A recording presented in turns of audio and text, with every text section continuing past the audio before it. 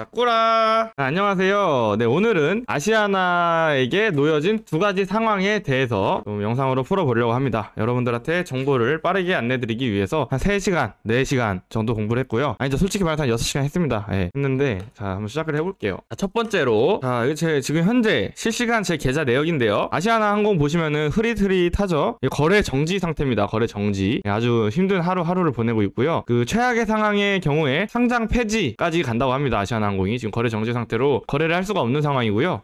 아시아나에게 놓여진 두 가지 상황에 대해서 설명드리기에 앞서서 제가 지금 현재 투자자라는 거, 주주라는 걸 좀 인증하면서 시작을 해볼게요. 그래서 누구보다 더 현실감 있게 준비를 했다는 거, 그걸 좀 말씀드리고, 아시아나에게 지금 두 가지 상황이 있습니다. 제 관점은 두 가지 상황에서 봤고, 첫 번째 상황, 상장 적격성 실질 심사가 진행 중에 있고요. 두 번째 상황, 대한항공 인수합병, 이 두 가지 상황에 놓여져 있습니다. 첫 번째 상장 적격성 실질 심사는 그 아시아나항공 거래 정지, IDT 에어부산 거래 정지, 다 거래 정지 상태에 놓여져 있고요. 세 종목 다 6월 초에 예정이었던 인수합병 절차가 10월 말로 연기가 됐죠. 네, 원래 6월 초에 그 대한항공이 아시아나를 인수하기로 했었어요. 인수하기로 했었는데 10월 말로 미뤄졌다는 거, 네, 기사를 통해서 확인할 수 있고요. 그래서 일단 바로 첫 번째 상장 적격성 실질 심사에 대해서 먼저 알아보겠습니다. 저번 영상에서도 많이 보셨을 텐데, 아시아나 박삼구 쇼크 내 3천만 원은 어떻게 되냐, 투자자들의 입장에서 말을 한 거죠. 17만 투자자들이 지금 패닉이 왔다고 합니다. 17만 투자자들,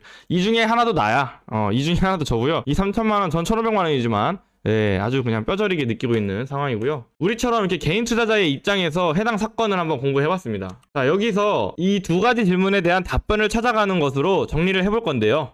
거래 정지가 언제 풀리는지에 대한 답변, 거래 정지가 언제 풀리나요? 내 퇴직금은 어떻게 되는 건가요? 첫 번째 질문, 상장 폐지가 될지 안 될지 여부에 대한 답변을 찾아가는 것으로 방향을 잡아봤어요. 여기 보시면 상장 폐지가 안 되겠죠, 이렇게 궁금해하시는 것들, 여러분들이 궁금해하시는 것들을 방향으로 잡아서, 자, 일단 첫 번째, 언제 풀리나요? 결론부터 말씀드리면 지금 현재 6월 17일까지 상장 적격 실질 심사 대상 여부에 대한 결정을 하고 있어요. 하고 있는데, 기간은 최소 15일, 최장 1년. 15일은 어떻게 해서 15일이냐? 그 방금 전에 말씀드렸던 상장 적격성 실질 심사라는 게, 이거 한번 먼저 설명하고 넘어갈게요. 그러면 페이지 하나 더 만들어서, 아시아나항공의 상장 적격성 실질 심사가 무엇이냐? 정의, 상장 적격성 실질 심사는 상장 회사로서 적격한지 아닌지 심사를 하는 거예요. 그러니까 이 회사가 상장을 유지해도 되는지, 아니면 상장 폐지를 당해야 맞는지, 그거에 대한 실질 심사가 지금 이루어지고 있다는 거고요. 집행 방법은 15일 거래일 내에 실질 심사 대상인지 여부를 결정해야 합니다. 그러니까 지금 실질 심사가 들어간 게 아니라 그 15일 동안 일단 먼저 검사를 합니다. 이 기업이 만약 상세하게 파봐야 되는 상태인지 아닌지를 일단 먼저 15일 동안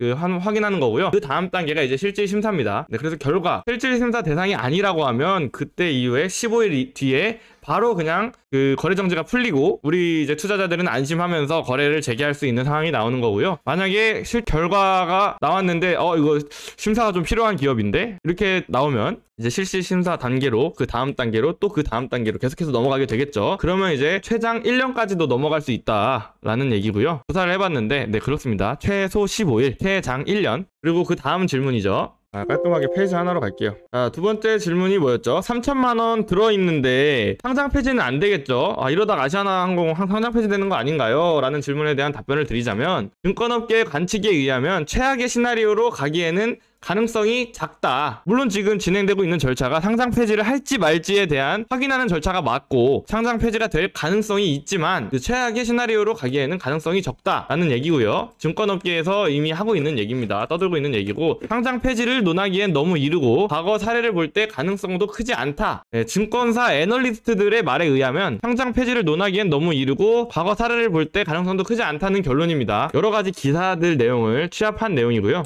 다시 돌아가서 아시아나에게 놓여진 두 가지 상황이었죠. 두 가지 상황 중에 첫 번째, 상장 적격성 실질 심사, 이 부분에 대해서는 설명을 다 드렸어요. 다 대답이 다 됐죠. 다 대답을 해드렸고, 두 번째, 대한항공과의 인수합병에 대해서 한번 풀어볼게요. 이제는 대한항공 플러스 아시아나 인수합병이죠. 자, 실질적으로는 이 사진을 먼저 한번 보도록 할까요? 우리가 알기에는 대한항공과 아시아나만 이렇게 인수합병이 된다 이렇게 표면적으로는 생각하실 텐데 실질적으로는 저비용 항공사인 에어부산, 에어서울, 진에어까지 포함해서 총 5개의 항공사가 합쳐지는 이벤트로 여기는 게 맞습니다. 이 이벤트가 생각보다 빅 이벤트라는 거예요. 맨 위에 있는 2가지 항공사만 합체가 되는 게 아니라 총 5가지 항공사, 아시아나 항공사 밑에 있는 이제 에어서울, 에어부산, 그리고 대한항공 밑에 있는 진에어까지. 그러니까 우리나라 이제 메이저 항공사 2개가 독점한다는 얘기가 많은데 일단 그 문제에서 더불어서 밑에 있는 이제 저가 항공사도 네, 합쳐지는 이벤트가 있다라는 거죠.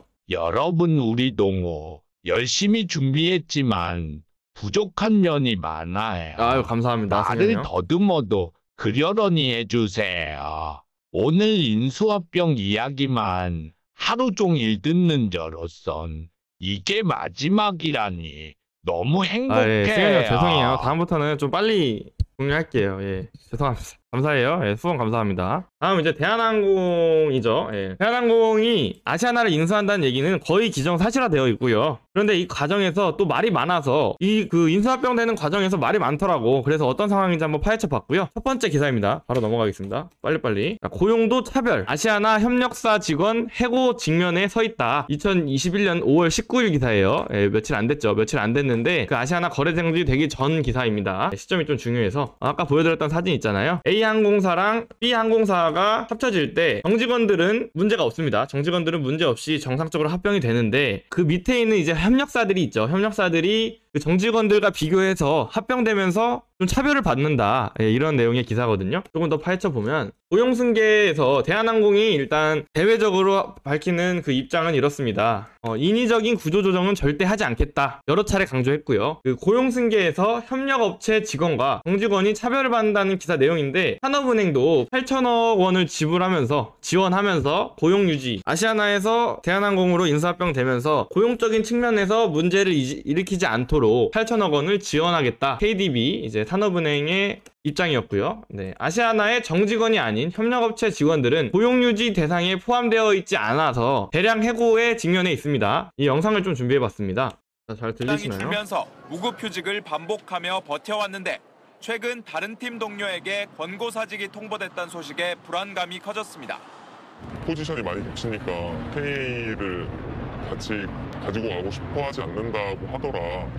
자, 아마 네, 아시아나 KA 일부 직원의 권고사직에 대한 통보에 대한 내용이고요. 이내 청소를 담당하던 아시아나 KO 직원들은 이미 정리해고를 당했다고 합니다. 이미. 다시 넘어가서 자, 아시아나 협력업체예요. 아시아나 협력업체인데 대한항공과 아시아나의 기존 업무가 상당수 겹치는 분야가 있을 수밖에 없죠. 아니 같은 항공사인데 똑같을 거 아니에요. 예, 업무가 당연히 겹칠 수밖에 없고 동종업계 회사라서 아시아나 KA, 아시아나 KO 등 총 12곳의 회사와 그 전체 인원 2,300여 명의 업무가 많이 겹친다고 합니다. 업무가 많이 겹친대요 이미. 그래서 이 부분에 있어서 대한항공의 입장은 나중에 코로나가 풀리면서 고객들이 많아지면 다시 저 협력업체들이 필요해질 수 있고 그렇게 필요해진다면 다시 쓰겠지. 뭐 이런 원론적인 말을 했지만 이번 합병 때 협력업체를 그대로 고용해 나갈지에 대한 질문에는 답변을 하지 않았다고 합니다. 네, 이런 사건에 있어서 비판하는 사람들도 많고요. 문제도 많고 막 시위도 많이 하시고 막 하더라고요. 네, 그거에 대해서 비판도 많이 하고 욕도 많이 하는데 솔직히 죄송한 말씀인지 모르겠습니다만 제 생각은 조금 다릅니다. 네, 기업이라는 게 뭡니까? 기업이라는 거 자체가 일단 돈을 벌기 위해서 만들어진 집단이고 이미 대한항공에 종사하는 직원들이나 대한항공에 투자한 주주들의 입장에서 보면 업무가 겹쳐서 추가 영입이 불가능하다고 하는데 이게 아시아나를 욕해야 될 문제지 대한항공을 욕해야 될 문제는 아닌 것 같다는 생각을 합니다. 그 업무가 겹쳐서 영입을 못한다고 하는데 일단 영입해놓고 직원들 일 안 하는데 월급 주고 그럴 수 없잖아요. 네, 이런 상황이 있어서 저는 좀 냉정하게 이 상황을 바라본 거죠. 기업적인 사고로 봤을 때 어쩔 수 없는 조치가 아닌가 생각을 합니다. 또한 저도 투자하는 입장에서 아시아나 항공에 투자를 했지만 거래 정지를 당하지 않았습니까? 실제로 이번에. 네, 이게 최악의 상황이 오면 상장 폐지를 당할 수도 있고요. 되게 안 좋은 상황인데 근데 그게 누구의 탓은 아니지 않습니까?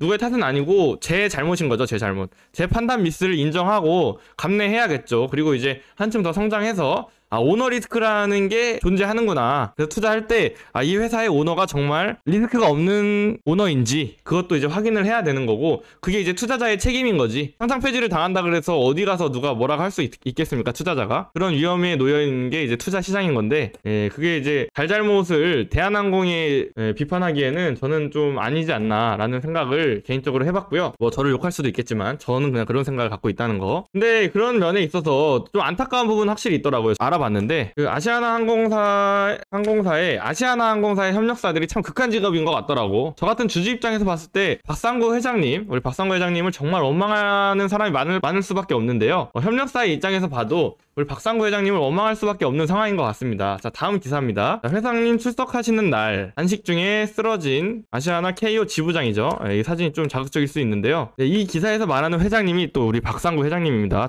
전 영상에서 풀어드렸었는데 시위를 하고 있다고 합니다. 네, 또 아시아나 기내식, 이거 옛날에 다들 아시죠? 2018년도 기사인데요. 기내식 대란이라고 하시면 다들 아실 거예요. 아시아나에서 기내식을 납품하지 못해서 만들어진 문제인데, 이것도 이제 다 내부에 박상구 아저씨가 문제가 되고 있고 박상구 회장님이 문제가 되고 있고, 이번에 박상구 회장님이 끌려간 문제가 다 이 문제 때문이었죠.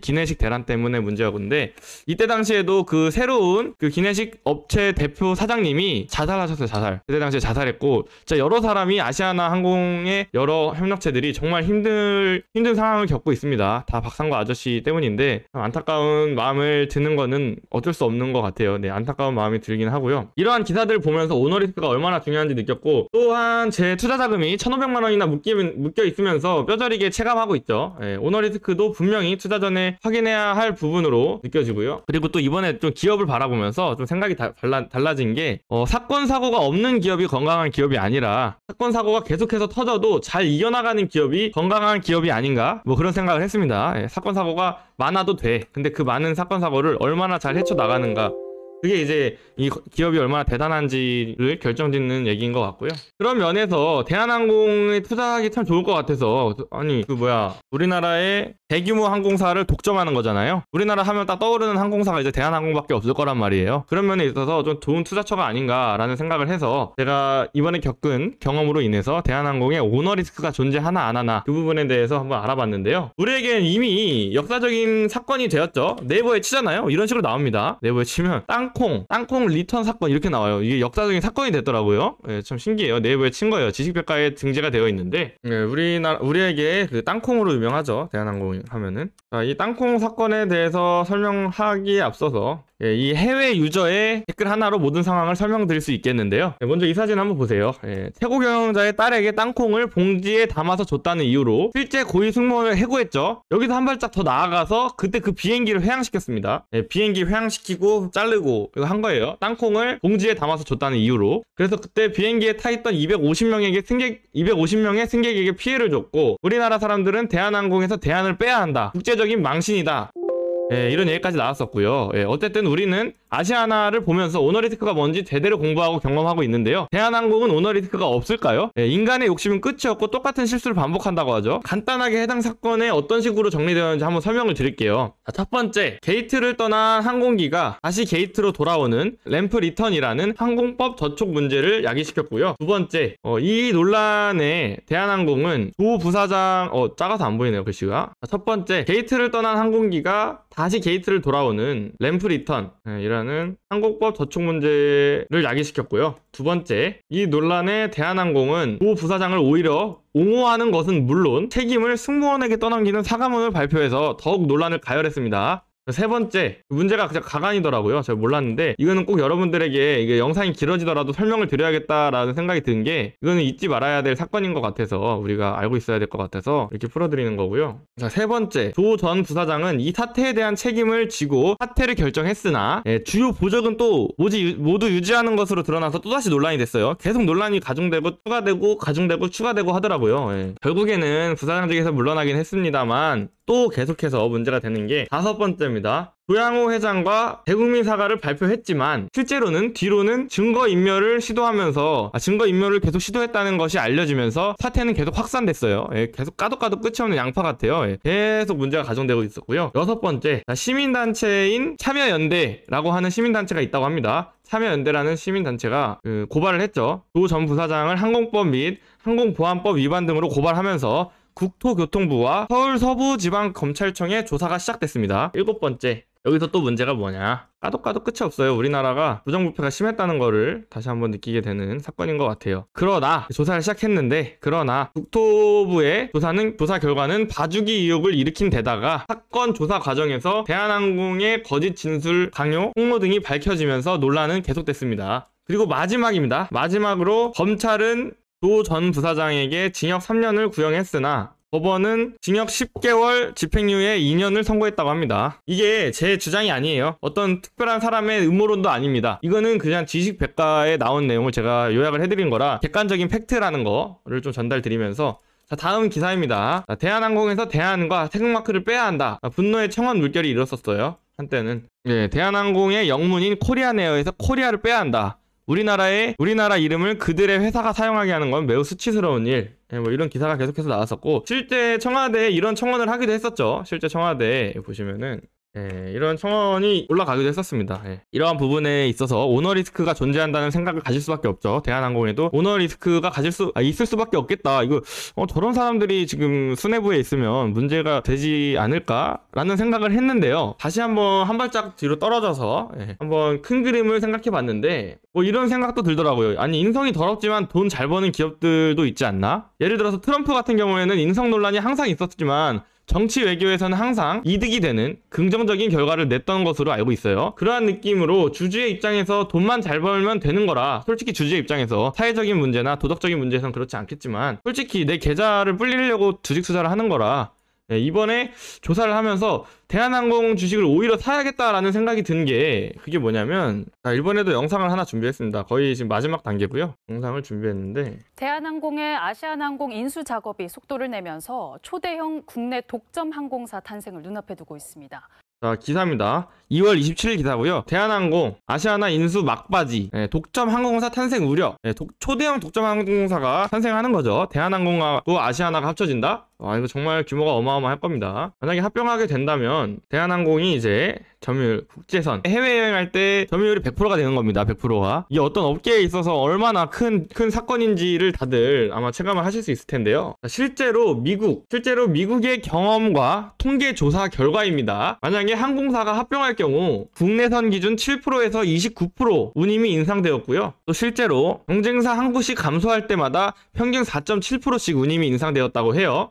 그러니까 얼마나 그 대한항공의 수익률이 높아질지가, 저는 그런 부분에 관심이 좀 생기더라고요. 이러면 대한항공 운임이 높아지면 소비자들은 좀 피해가 있긴 하겠지만 그 회사 입장에서 봤을 때는 이익률이 커질 거니까 돈 벌 일만 남은 게 아닌가라는 생각이 좀 들었고요. 작년 이제 우리 대한항공 회사의 그 성적표를 한번 가져와 봤습니다. 성적표예요. 작년에 어땠습니까? 우리가 다들 아시다시피 코로나였죠. 코로나 때 가장 큰 타격을 입은 업계 중에 하나가 항공업계죠. 코로나임에도 불구하고 지금 왼쪽에 보시면 대한항공만 이제 항공화물로 영업이익을 낸 회사예요. 대단한 회사죠. 지금 보시면 아시다시피 중국 국제공항이나 에어프랑스 다 이제 마이너스 적자가 났는데, 아시아나도 마찬가지고요. 근데 대한항공은 플러스 이득이 났습니다. 영업이익이. 항공화물로만, 그러니까 승객이 타는 비행기가 아니라 항공화물로만 수익을 낸 회사고 정말 잘하는 회사인 거죠. 항공업계에는 아주 유망한 블루오션이며, 이 대한항공은 좋은 투자처라는 게 제 결론이고요. 거기에 이제 아시아나 항공까지 인수하게 된다면 국내 최대의 독점 항공사가 탄생하는 거라 기대감이 더 커지고요. 그럼에도 불구하고 오너 리스크를 감안해서 좀 장기적으로 가져가긴 좀 개인적으로 좀 무섭습니다. 그래서 투자 기간은 현 코로나 시대를 포함해서 기업 결합 승인, 그러니까 아시아나랑 대한항공이 인수합병이 됩니다라고 이제 승인 나는 것까지, 거기까지만 이제 보유하는 게 제 현재 투자 아이디어고요. 최근 제가 투자 아이디어를 여러분들과 이렇게 공유하고 있죠. 영상을 만들어서 제 투자 아이디어를 공유하고 있는데, 오늘 제 투자 아이디어를 정리하는 데 있어서 이 오너 리스크라는 단어가, 이 단어 하나가 포함되기까지 저한테 정말 큰 힘든 시간이었죠. 아시아나 항공에 투자한 제 1,500만 원의 비용과 금호 아시아나라는 기업을 공부한 제 시간이 청구되었던 것으로, 제 투자 신념에 앞으로 제가 투자하는 데 있어서 이 오너 리스크라는 단어가 정말 인상 깊게 각인이 될 것 같아요. 앞으로 투자할 때 있어서 이 부분은 꼭 공부하고 투자해야 된다라는 생각이 들 만한 제 경험이 될 그런 사건이었죠. 네, 이렇게 영상을 마무리를 해보려고 합니다. 네, 오늘 알아본 내용은 아시아나에게 놓여진 두 가지 상황에 대해서 설명을 드렸고요. 첫 번째, 이 부분에 대해서 이제 두 가지 질문을 통해서 여러분들께 답변을 드렸고요. 두 번째, 이거 알아보다 보니까 대한항공에 투자해야겠는데 싶어서 알아본 자, 두 번째 내용. 그렇게 해서 아시아나에게 놓여진 두 가지 상황에 대해서 오늘 설명을 드렸고요. 영상은 오늘 여기서 마무리하도록 하겠습니다. 네, 충분히 답변이 됐을지 모르겠네요. 네, 만약에 더 추가적으로 궁금하신 부분이나 이런 부분은 좀 바뀌었으면 좋겠다. 앞으로 영상 업로드 되는 데 있어서 이런 부분이 더 추가됐으면 좋겠습니다. 아니면 이런 부분 안 했으면 좋겠습니다. 이런 부분들을 좀 댓글로 남겨주세요. 아시아나는 확실히 폐지인가요? 네, 그거는 이거 영상 업로드, 편집해서 업로드 할 때 그때 봐주시면 될 것 같아요. 와와와몽님 안녕하세요. 반갑습니다. 네, 구독과 좋아요 한 번씩 눌러주시고요. 영상 여기서 마무리할게요. 안녕.